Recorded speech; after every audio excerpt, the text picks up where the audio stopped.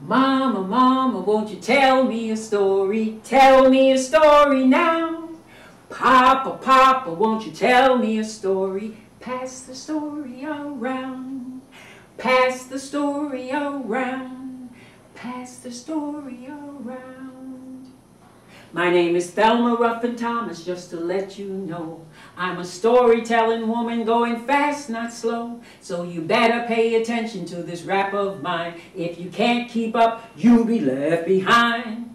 My stories have a reason why they've got to be told. To remind all you youngins about our people who were sold. They were taken from their homes in Africa, you see. But they never stopped believing that one day they would be free. I've traveled to the lands where my ancestors are from. Ghana, Sierra Leone, the Gambia are some. To hear firsthand what it's like there now. To present my newest story so I can take a bow. Besides our past history, I prepare much more, including biblical, lyrical, and other folklore. Songs of faith, including stories of Naomi and Ruth. The trials and tribulations of Sojourner Truth. Civil rights, Juneteenth, the freaky and bizarre, King Tubman, the falling of a star. Poems, facts, and letters are just my cup of tea. Traditions to pass down to kids who sit upon my knee. Celebrations abound when I step in. You get to hear a tale of love or the ravages of sin. Sinister, alarming, offbeat, or funny. The blessings of a sister who goes out making money. I spread my words with laughter, so come by and hear my tale. Just remember when I'm done to put the check in the mail. Don't let my words offend you, as I'm running out of time. I just want to have some fun with one last rhyme. You know a storytelling woman's got to do what she's got to do. That's my story, and I'm sticking to it. Now then, wouldn't you? Mama, mama, won't you tell me a story? There was an old man, and he had a mule, and his name was Bill. And every morning he would go down to that lot with the bridle, and he would say, "Come round, Bill." And they would go work on the farm. One morning he got up late, but his wife's coffee was smelling mighty good, and those pancakes, hot.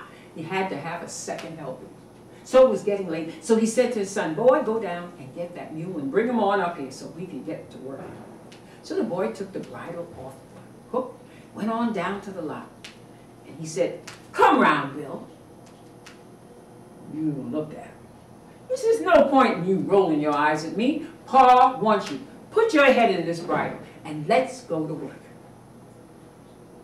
The mule said, "Every morning is come round, Bill, come round, Bill. I can't get no rest unless it's come round, Bill." Well, that boy dropped the bridle on the ground, lickety split up to the house and said, "Pa, if you want the mule, you'll have to go get him yourself."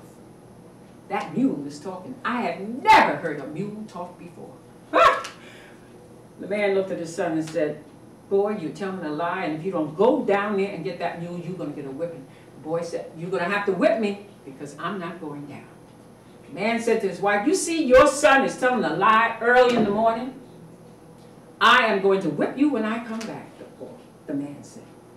Well, the man had a little dog, and everywhere he went, that little dog was right behind him. So he went on down to the lot. He picked up the bridle off the ground, and he said, "Come round, Bill." That mule looked at him. The man said, "No point in you rolling your eyes. Put your head in this bridle." That mule said, "Every morning is come round, Bill. I can't get no rest unless it's come round, Bill." Well, the man didn't wait to hear another word. He went lickety-split up to the house, and that little dog was right behind him. And he said to his wife, "Our son didn't tell a lie. That mule is talking. I have never heard a mule talk before." And the little dog said, "Me neither." Well, the man thought his heart would jump out of his mouth. Now the dog was talking. He went lickety-split out of the house. He didn't know where he was running to, and he was just running. His heart felt like it was coming out of his chest, so he had to stop because he was so tired. Sat down on the bench. He said, "I'm so tired, I don't know what to do." And the little dog ran up and said, "Me neither." Well, that man is running yet. If you see an old man running, do not ask what is the matter. Run too. That reminds me of another story. The Barking Mouse. Once upon a time, and a long time ago, there was a family of mice. And it was a beautiful day, just like today. And they decided to go for a picnic. So we had Mama and Papa and the brother and the sister. And out they went. They had bought sandwiches and chicken and potato salad and all kinds of wonderful fruit and things to drink. And after they had eaten, the brother and the sister looked at each other and they wanted to play. And they said to Mama and Papa, "Can we go and play?" And Mama said, "Fine, but don't go over there. You see that fence? There's a cat behind that fence. Don't go over there and bother that cat." Now, the children had heard of cats. They had seen the cats on television. They had heard about the cat when Mama would read them stories, but they had never seen a cat in person. But Mama said not to go there, so they didn't. Well, they found some other mice to play with, and they had a ball. They were playing all kinds of things: basketball, soccer, jump rope, hide and seek, all kinds of wonderful things. But then the family had to leave, and they were left with each other. Boring. So they looked, and Ma and Papa was having a wonderful conversation, laughing and talking. And so they decided to go over to the fence, and they saw the cat. And they said, "Hello, cat." The cat just looked at them, never answered. "Hello, cat." No answer. Then they said, "Oh, you're just a skinny cat." Well, the cat was very upset because the cat was nice and fat. So the cat opened its eyes. And the brother and sister, they made fun. "Blah! Look at that skinny cat." So the cat looked at them and backed up and moved himself around. And then he made a leap and he jumped up on the fence. Meow! And he bumped his nose. He wanted to jump over that fence to get a hold of those mice. And the brother and sister, they thought that was the funniest thing. Well, that cat was not going to have it. It stretched, it did some calisthenics, and and so it looked at that fence and made like it was jumping. It visualized it and ran and meow! It banged its nose against the fence again. And the brother and sister just laughed. "You can't do it. You can't catch us. You can't catch us." But the last time that cat really did some moving with the body and the legs and the kicking and the whatever, and that cat looked at that fence and ran and jumped over and looked down at the mice and said, "Hello." Mice started running, and the cat was right after it. And they jumped into the bushes where Mama and Papa was, and they said to Papa, "There's a cat coming." And Papa said, "I'll give him a pow, pow, pow."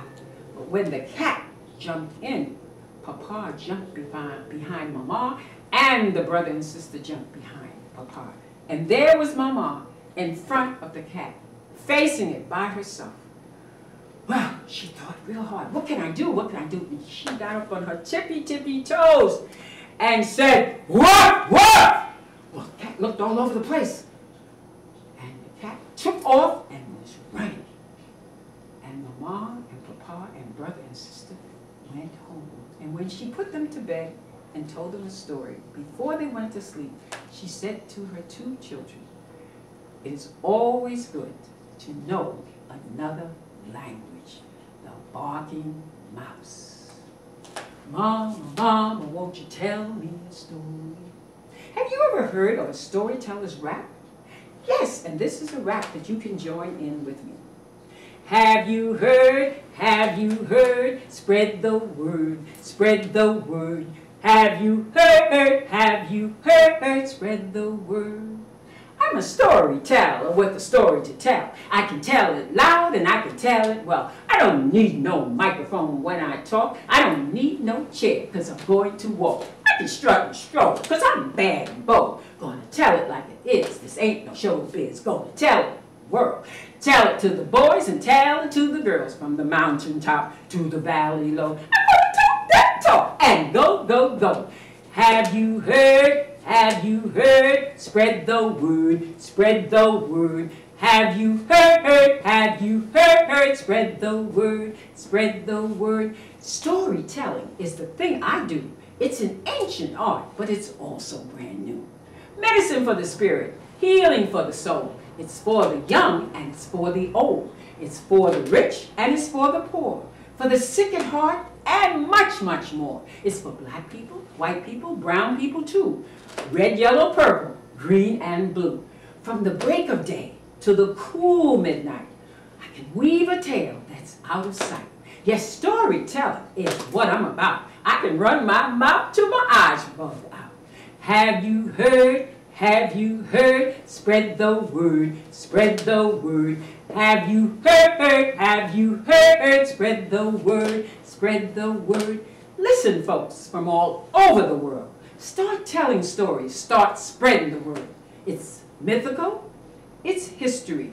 It's magical, it's mystery. Use your imagination. Talk about your dreams. Talk about your heroes, plans and schemes. Talk about the birds, talk about the bees, talk about the zebras, talk about the trees. Have you heard? Have you heard? Spread the word, spread the word. Have you heard? Have you heard? Spread the word, spread the word, spread the word.